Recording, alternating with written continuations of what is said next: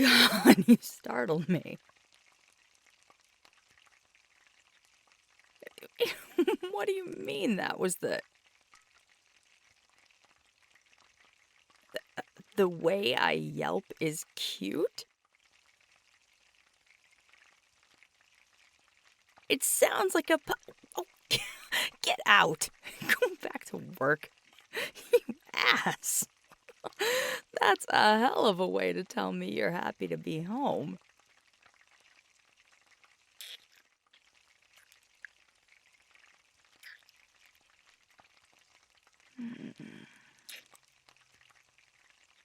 I like that way a lot better.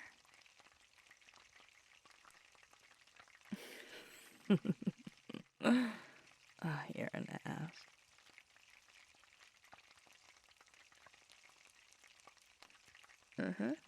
Chicken tortilla soup. It sounded good tonight.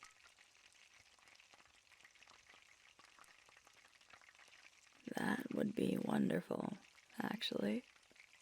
I love cooking with you, and it's been way too long since we were able to. I think the last time was last summer when we had everybody over for a movie night. You're right. We should. Maybe we can even make it happen before Liam leaves. Anyway, I was about to add the broth and tomatoes and then prep the onions and bell peppers.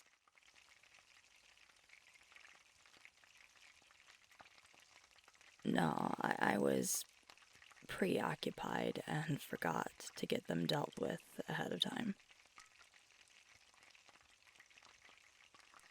Are you sure? Alright, okay. Then I'll turn this over to you and I'll get to chopping.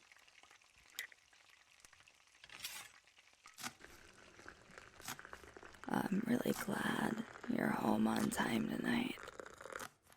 It feels like you've managed that the last few nights, actually. Is that project finally winding down? It was starting to feel like it was gonna go on forever.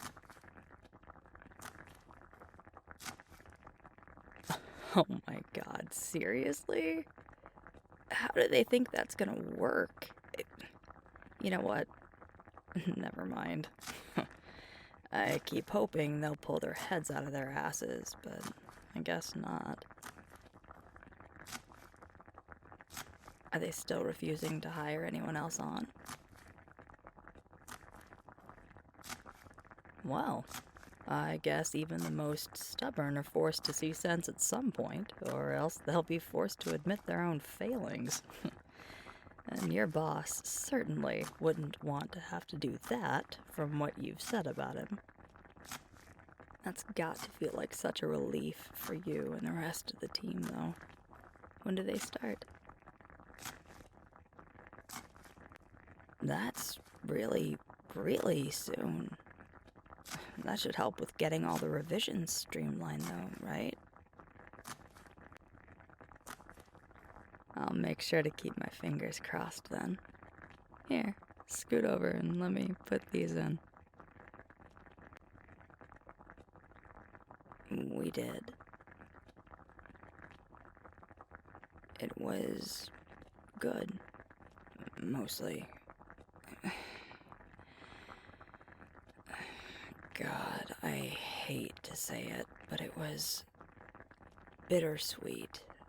Ugh, I hate that word. It feels so melancholy.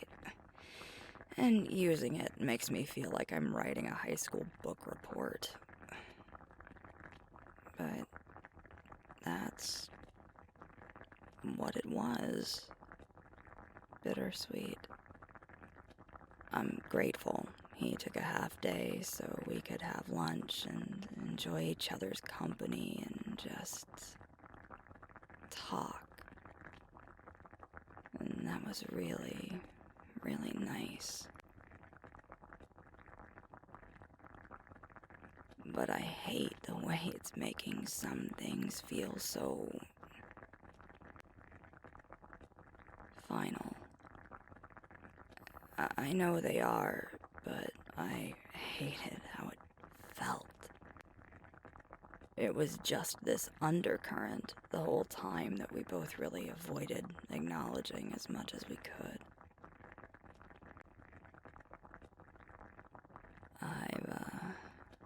I've been thinking about who I might ask to step up since he told me about the transfer.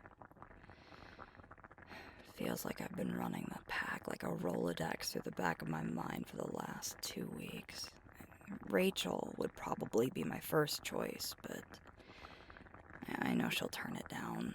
Her grandmother's health is starting to decline, and she's her grandmother's primary caregiver.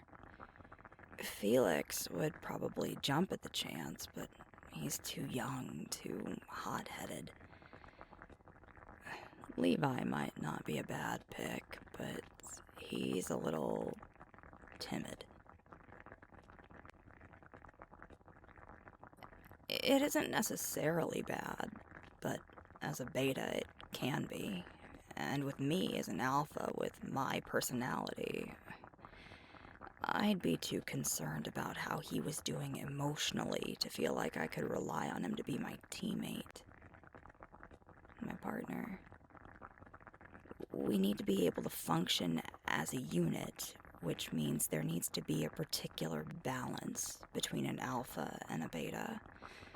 Levi's a good guy, but that balance, that synergy, just isn't there, and it's not something you can fabricate. Would you get a couple of bowls down? This looks about done. No, the chips and everything else are already over on the table. Yeah, those ones are fine. Thanks, dearest.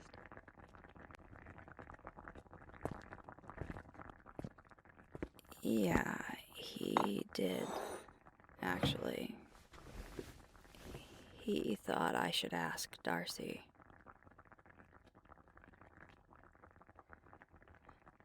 I don't know.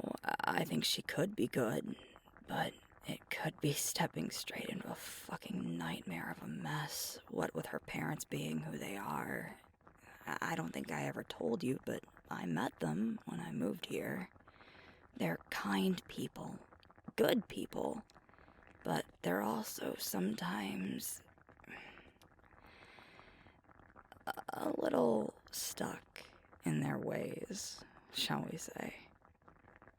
And that's why Darcy left and joined my pack when I got it off the ground. She wanted to change things about how her parents' pack functioned. Things they weren't willing to even let her touch. Having her in our pack is one thing.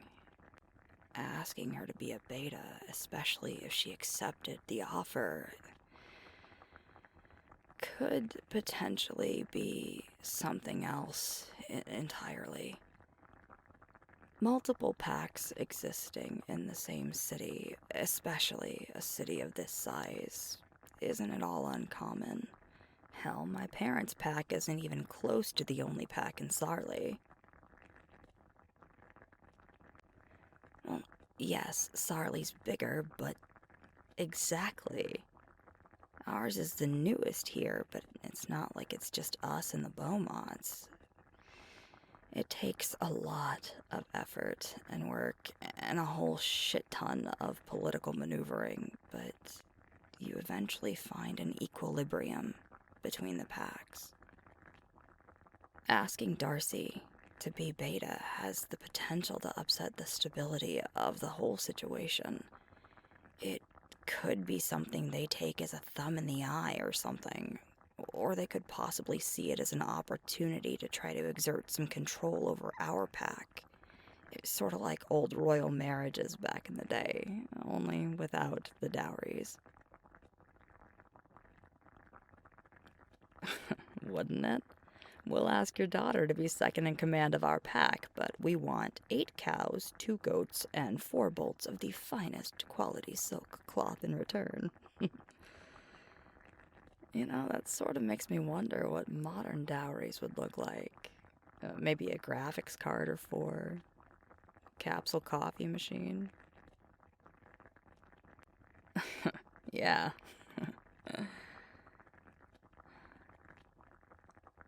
Or, you know, the whole thing could be nothing, and they'll take it as a compliment that I feel she's capable of holding the position of beta and properly wielding the power and authority that comes with it.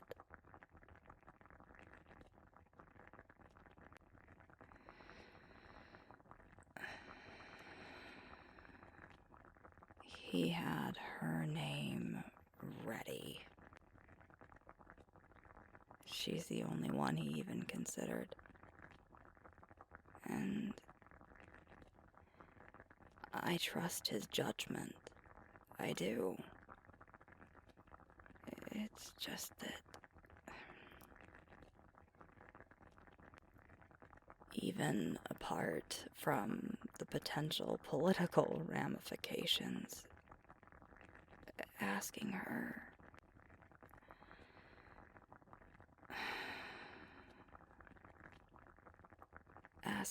makes it real.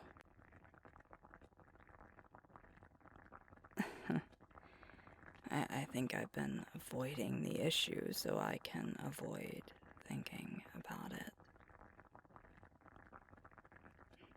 But nothing ever gets better for avoiding it, does it? I'll text her after dinner and see if she's willing to talk to me. Maybe meet up for coffee tomorrow. This isn't a conversation that needs to be had over text. It's a face-to-face conversation. I don't know. I guess I'll just have to hope she'll say yes.